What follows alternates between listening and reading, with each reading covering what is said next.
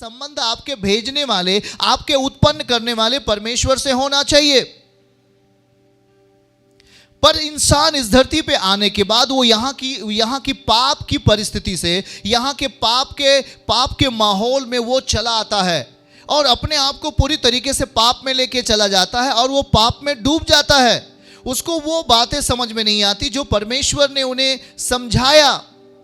मेरे प्रियो, बातों को समझना है। आज यीशु मसीह के साथ रहने वाले लोग, बाइबल कहती है वो जिंदा होंगे फिर से, उन्हें मौका मिलेगा जीवित होने का। मेरे प्रियो, ये बात सत्य है, कड़वी सत्य है ये। और इसीलिए प्रभु यीशु मसीह ने बहुत जगहों पर बात की है मत्ती रचित शुभ समाचार में। और जब हम 25वें अध्याय को हम पढ़ें तो प्रभु वहां क्या बताने का प्रयास कर रहे हैं, जरा आप सुनिएगा, देखिएगा। मत्ती रचित शुभ समाचार 25वें अध्याय में और लिखा है 31वीं आयत, मत्ती 25 का 31।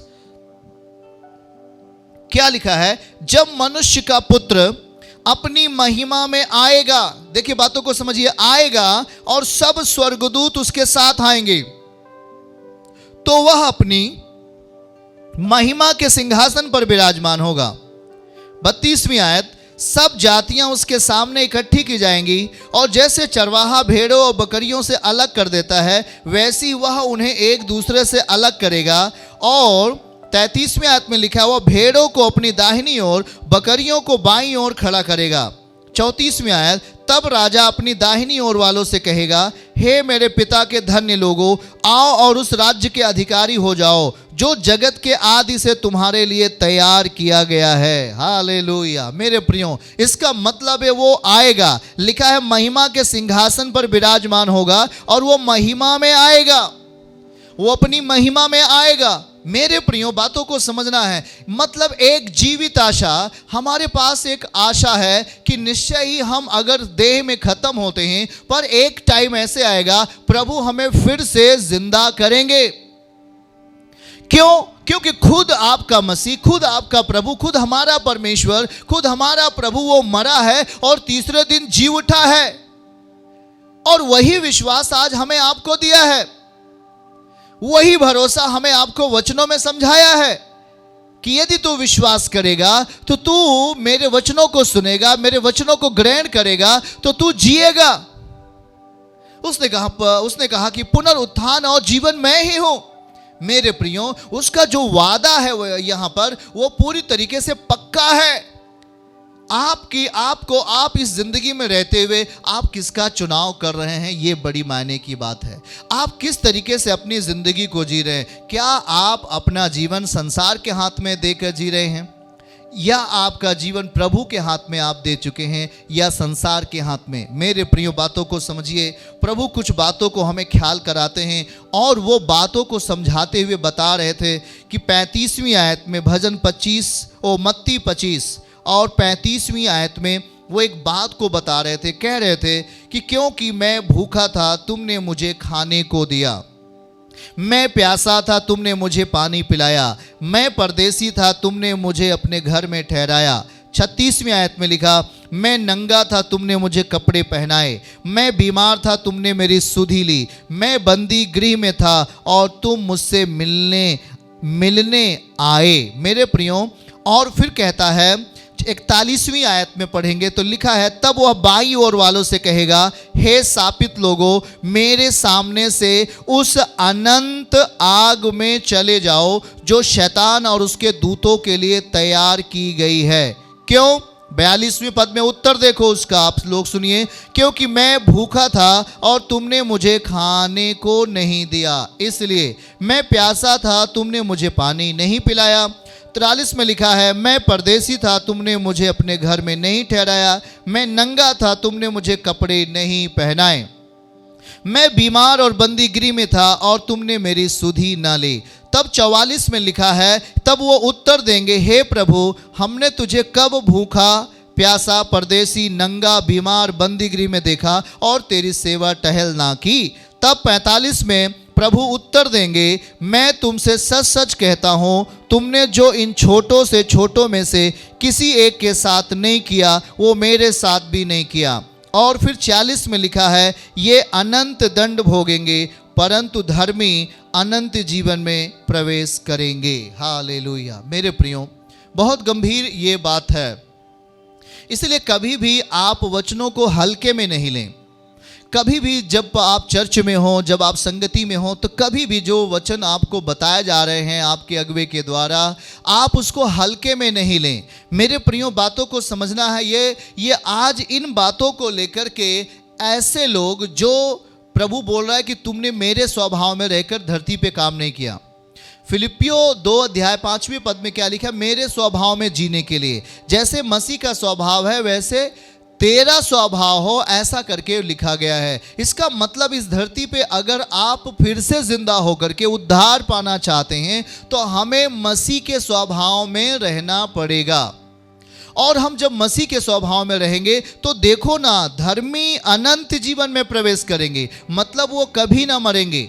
परंतु जो मर रहा है वो कौन लोग हैं? वो लोग हैं, लिखा है 41 पद में, प्रभु कहता है, हे शापित लोगों, मेरे सामने से उस अनंत आग में चले जाओ जो शैतान और उसके दूतों के लिए तैयार किया गया है। इसका मतलब क्या है? इसका मतलब क्या है? देखो, ध्यान से समझिएगा मेरे प्रियो, कि परमेश्वर ने वो नर्क, उसे हम नर्क कह सकते, एक दरिया है आग का, वो एक तैयार किया गया है, वो शैतानों के और दूतों के लिए है, पर इंसान उसमें ना जाए, ये प्रभु का प्रयास रहा है आज तक। इसीलिए प्रभु ने अपना ग्रेस लेके आया, इसीलिए प्रभु अपना अनुग्रह लेके आया कि कहीं आपसे गलती होती तो आप क्षमा याचना पा सकते हैं प्रभु से क्षमा मांग करके। पर मेरे प्रियो, अगर आप दुष्टता की चाल पे होंगे, यदि आप अहंकार की चाल पे होंगे, यदि आप शैतान की बातों को मानेंगे, दुष्टता की बातों को अंगीकार करके इस दुनिया में चलेंगे, घमंड की राह पे चलेंगे, व्यभिचार की राह पे चलेंगे और आप पूरी तरीके से दुष्ट व्यक्ति बन जाएंगे, तो ये वचन पूरा होगा।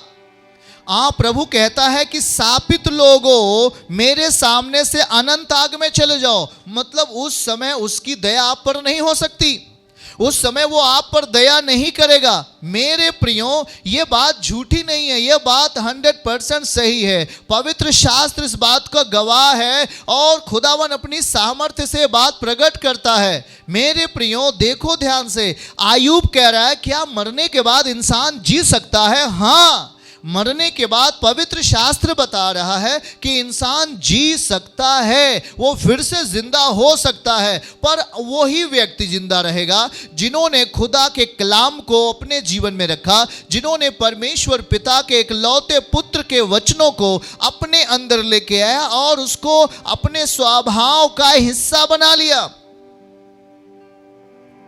वो स्वभाव जो आज से 2000 साल पहले सूली को उठाया, वो स्वभाव जो गाली सुनकर गाली नहीं दिया, वो स्वभाव जो निंदा सुनकर निंदा नहीं की, जिसको दुनिया ने उस पर थूका और उसका तिरस्कार किया और नंगा सलीब पर टांग दिया। कहता है तू उस पर विश्वास कर। उस पर विश्वास करने वाले लोग उस स्वर्ग में विराजमान होंगे, अनंतकालीन आनंद के जगहों पर रखे जाएंगे। मेरे प्रियो, इसलिए मेरे प्रियो, बातों को समझो। गुड न्यूज जो है, आप जानते हैं कि रोमियो 3:23 में क्या लिखा है?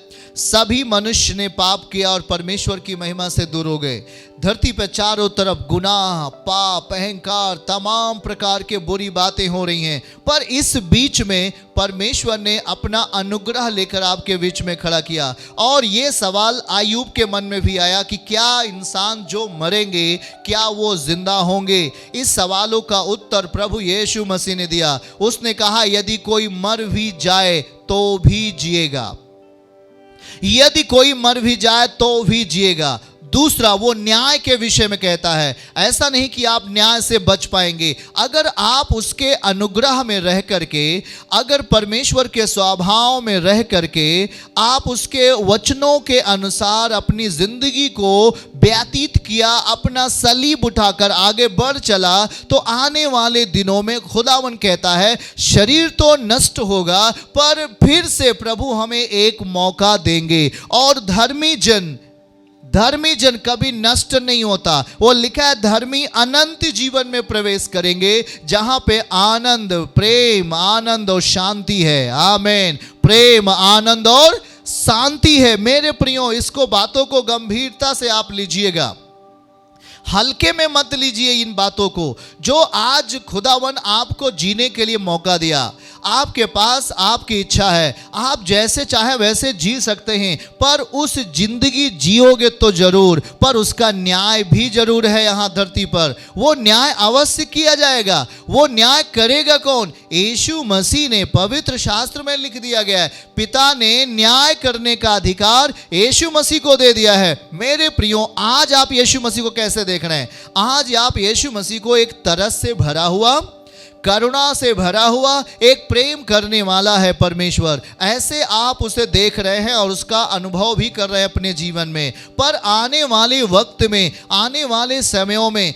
परमेश्वर न्याय के आसन पर बैठेंगे, चीफ जस्टिस बनकर बैठेंगे, और उस समय वो तरस के लिए नहीं, उस समय वो न्याय के लिए बैठेंगे, उस समय वो अनुग्रह के लिए नहीं, उस समय वो न्याय के लिए बैठेंगे और सारे लोगों का न्याय करेंगे।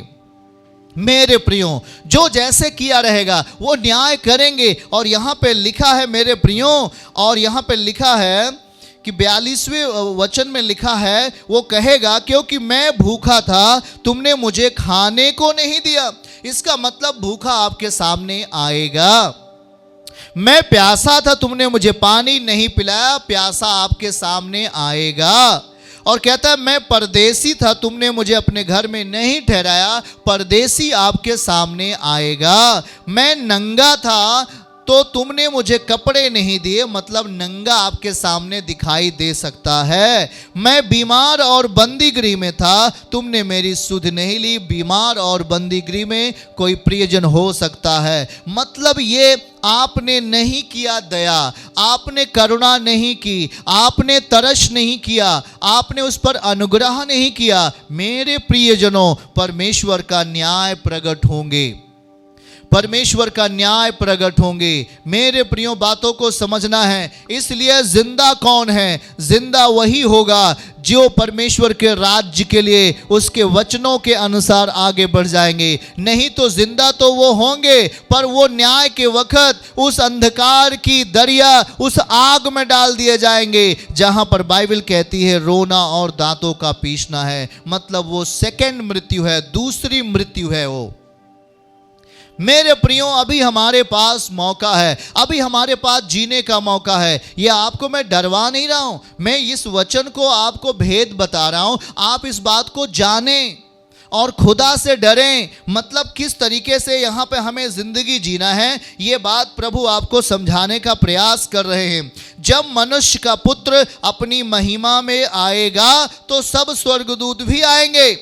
मेरे प्रियजनों, वो न्याय करेगा, इंसान जिंदा होगा फिर से, क्योंकि वो पुनरुत्थान और जीवन है। इंसान जो मरेंगे वो जिंदा होंगे और उसके न्याय आसन के सामने जाएंगे, और वो न्याय करने वाला परमेश्वर है, वो न्याय करेगा प्रभु।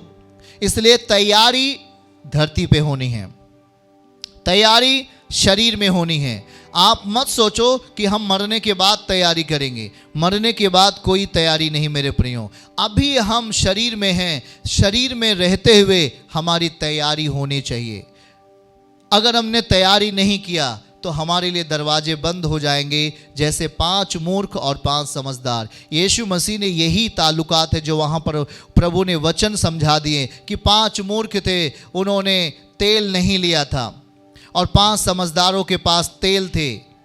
तेल, खुदा का अभिषेक, परमेश्वर का प्रेम, परमेश्वर का तरस, खुदा के प्रति प्रेम, खुदा के प्रति उसके वचनों में चलने के लिए, उसके उसमें बने रहने के लिए, उसके हर एक वचनों को अपनी ज़िंदगी में फॉलो किया, पूरा किया उसे, और उसके अभिषेक में बने रहने के लिए नम्र, दीनता, उसके नीचे, उसके वचन के नीचे बने रहने के लिए। मेरे प्रियो, दरवाजा उन्हीं के लिए खुला जिसके दिए जल रहे थे। जिसके पास तेल नहीं थे वो इस दुनिया में खो गए, मेरे प्रियो, और उनका न्याय क्या होगा, जरा बातों को समझिए। इसलिए प्रभु का आना बहुत निकट है मेरे प्रियजनों, इसलिए हमें तैयारी करनी पड़ेगी। मसीह जब आएगा तो जिंदा हो जाएंगे, कब्रें खुल जाएंगी, लोग जीवित होंगे। पर आप अपनी इस अवसर को मत गंवाओ। पड़ोसी को हाथ मिला के बोलो, अवसर को मत गंवाओ। आपके पास एक अवसर दिया गया है, आपके पास एक चांस है, चांस एक अवसर है। जिस तरीके से अगर हम देख पा रहे हैं कि लाजर मरा, पर लाजर को फिर से इस धरती पर यीशु मसीह ने जिंदा किया।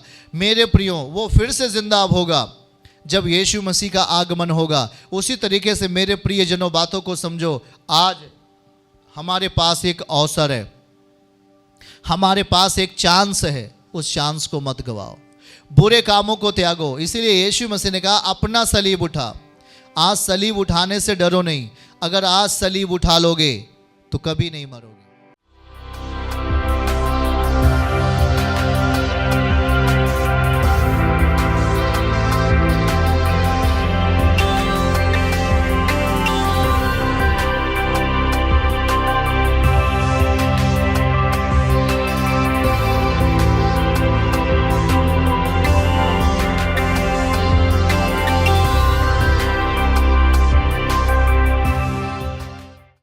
यीशु आश्रम मिनिस्ट्रीज की हर लेटेस्ट अपडेट को पाने के लिए हमारे YouTube चैनल को सब्सक्राइब करें और नोटिफिकेशन पाने के लिए बेल आइकन को जरूर दबाएं।